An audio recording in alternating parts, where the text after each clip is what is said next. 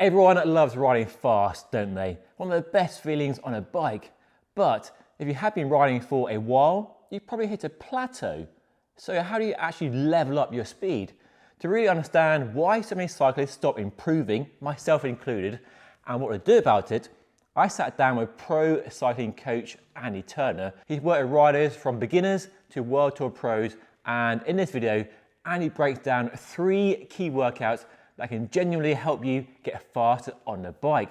So let's dive in. What can I do? What workout can you recommend to help me get faster?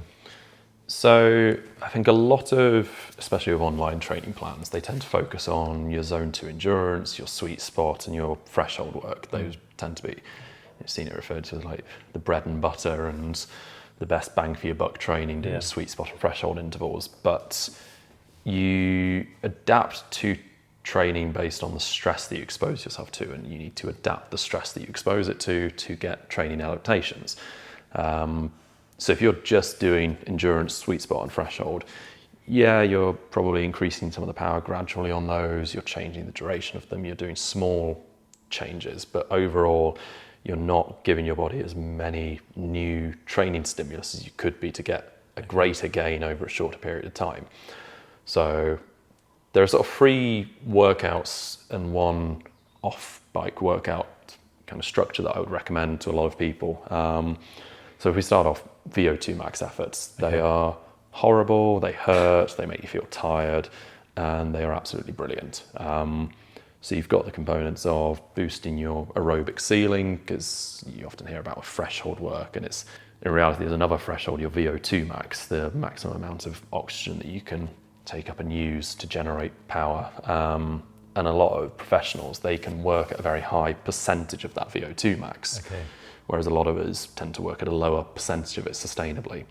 But if you can, say you've boosted up your threshold as high as you can go, it's not going anywhere further, you've reached your peak aerobic performance, you can't increase the amount of time that you can do this power or go any further up there. So if you can then boost your aerobic ceiling, you open up the door to increase that threshold again.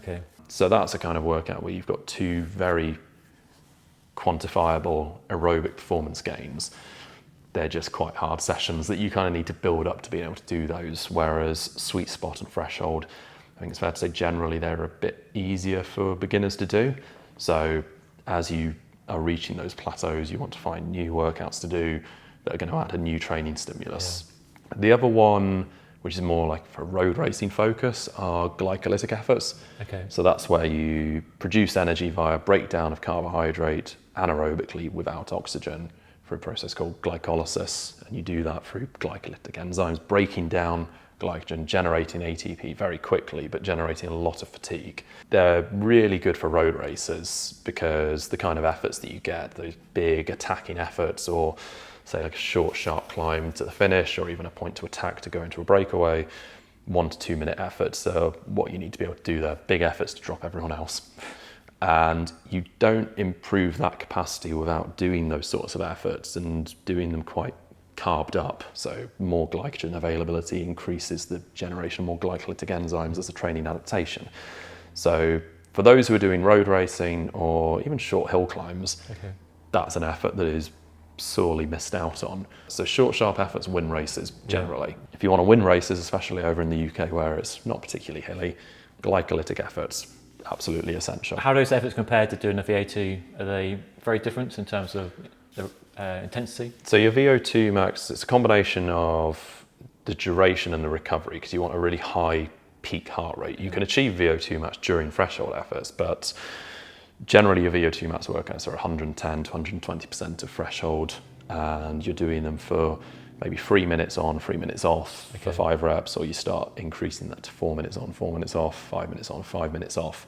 You're looking at having that high sustained heart rate and these above threshold efforts, whereas your glycolytic capacity is around 130 to 150% based on the effort duration, because 1 minute versus 2 minutes, you can't double the length of that and maintain the same power. And different riders, different ratios in terms of what they can sustain. And then the next workout point would be sprint work. And we've already mentioned with sprinting, that is important for winning races. A lot of the time it comes down to a sprint unless you're away solo.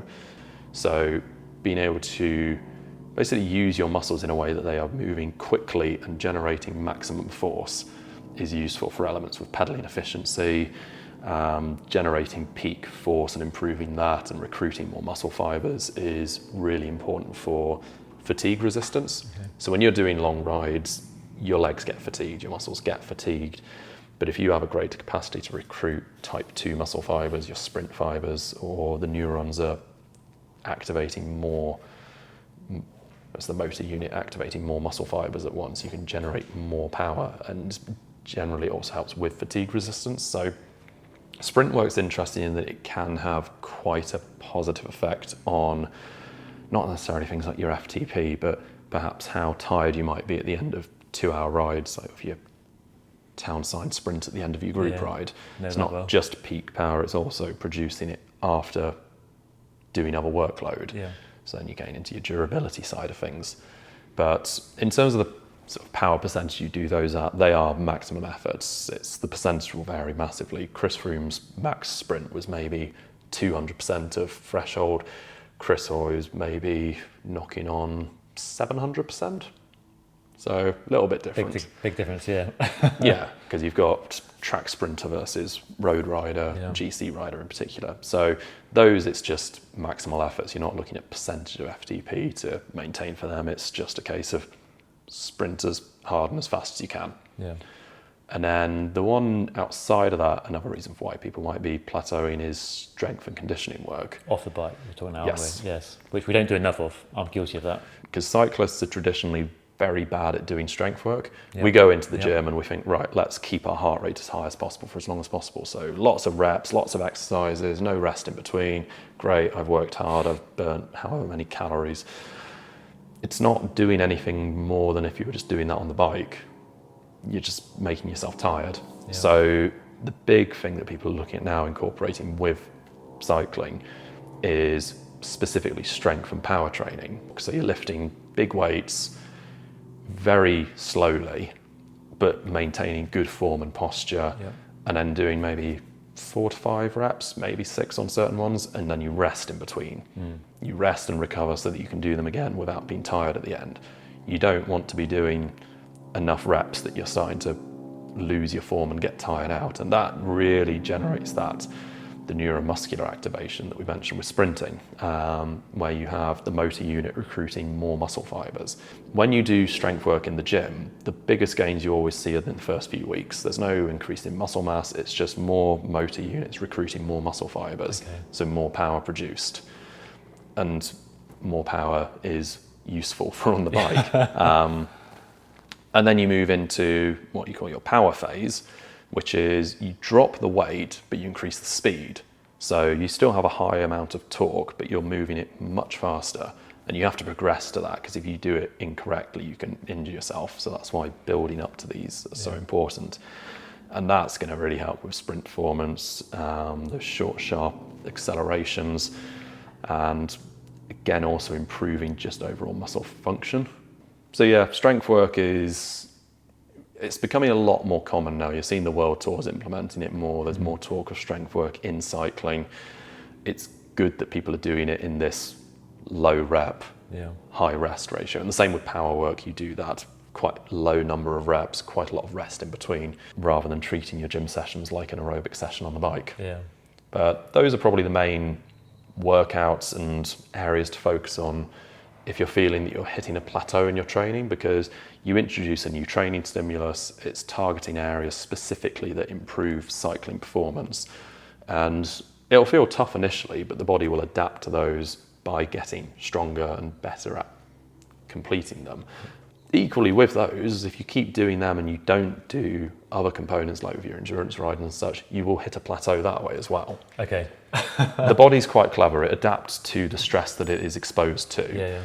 So to really get the training gains and benefits, it's adjusting the training stimulus and the training stress, varying it and giving your body something new to adapt to each time, because you're doing your VO2 max efforts, it increases your aerobic performance. that's going to then increase the capacity you can work at your threshold. So then when you introduce thresholds, you're working at a higher level and you're getting better training stimulus from that as well. So it's using it all in conjunction, applying it at the right times and the right phases will get you the most return for your training and over a long period of time as well, avoiding hitting those plateaus.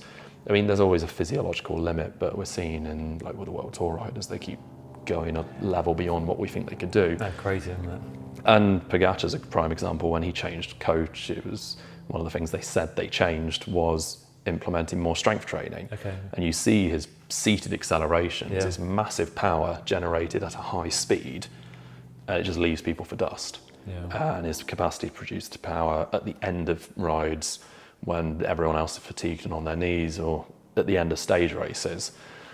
That's the big training gain that's coming there, and riders are just leveling up all the time and a better understanding of the different training stimulus that you can apply is part of that. Also the fueling aspect of things, but yeah, hopefully that answers, gives some good ideas for workouts for people to do. Definitely, yeah. 3 good workouts, which all sound horribly painful, and some off the bike work, which might get me a bit closer to Tadej Pogacar's level. That's the hope. Probably not, but a little bit closer. Yeah, let us know what you think of those workouts down below. I'll put a link to Annie Cross down below as well. And yeah, I've got some work to do. But thanks for sharing some tips on how to get faster. You're very welcome. Thank you very much.